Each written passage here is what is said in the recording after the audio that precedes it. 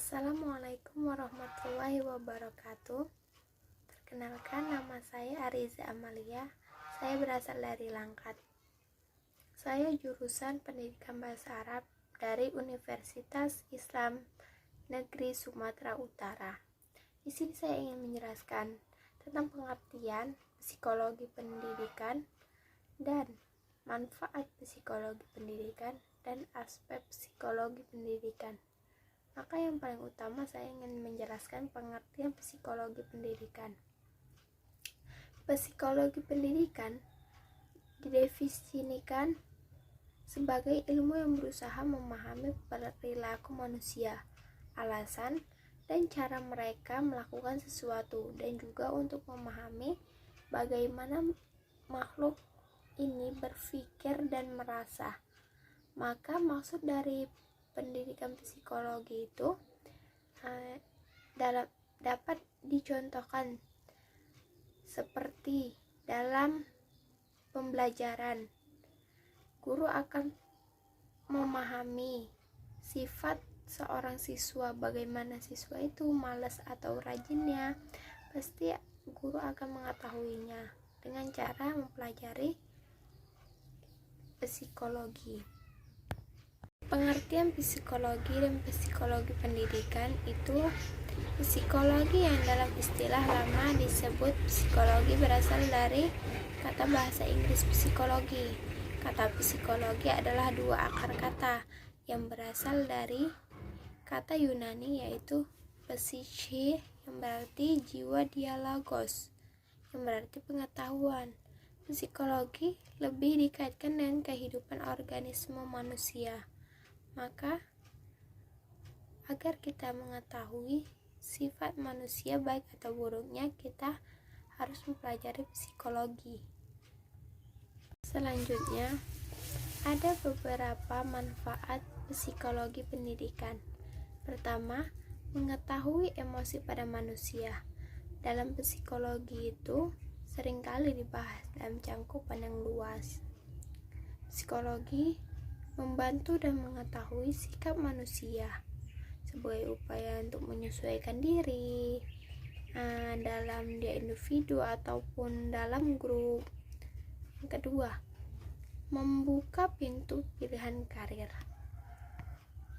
Hal ini seringkali terjadi pada anak-anak. Indonesia merasa bingung di mana dan psikologi mana yang baik untuk pendidikan dan karir. Ketiga, mengetahui makna sesungguhnya. Ketika Anda mempelajari otak manusia dan menghubungkannya dengan psikolog, maka niscaya akan berpikir bahwa otak manusia adalah organ yang rumit. Selain rumit itu, seringkali penampilan luar seseorang memiliki banyak faktor penyebab di baliknya, dan itulah terjadi tidak sejalan. 4. Terus mendapat ilmu baru.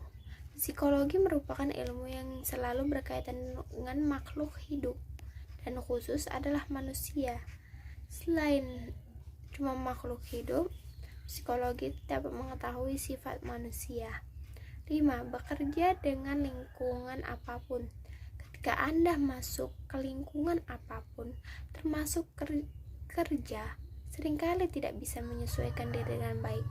Maka dari itu, dengan cara mempelajari psikologi yang berhubungan dengan anak-anak, banyak orang bisa menyesuaikan diri dengan bekerja di lingkungan tersebut. Lalu 6. Pembentukan kepribadian. Jangan percaya jika Anda membentuk kepribadian dengan satu faktor saja, karena banyak yang bilang jika kepribadian seseorang itu terbentuk akibat lingkungannya, maka sebenarnya tidak 100% karena lingkungan. Perlu diingat bahwa kepribadian bisa juga berasal dari traumatik, pengalaman, pelajaran, dan lain sebagainya. Maka psikologi biasanya berperan penting dalam pembentukan kepribadian seseorang.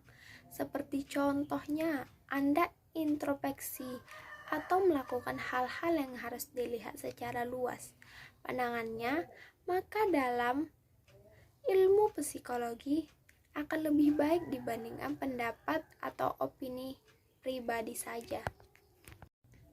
Dan yang terakhir, aspek-aspek psikologi dalam mempelajari diantaranya ada 4 aspek. Yang pertama, minat.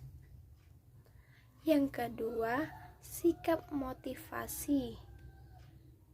Yang keempat, kreatif dan aktivitas. Maka sampai disinilah penjelasan dari saya. Kurang lebihnya mohon maaf. Wal akhir, assalamualaikum warahmatullahi wabarakatuh.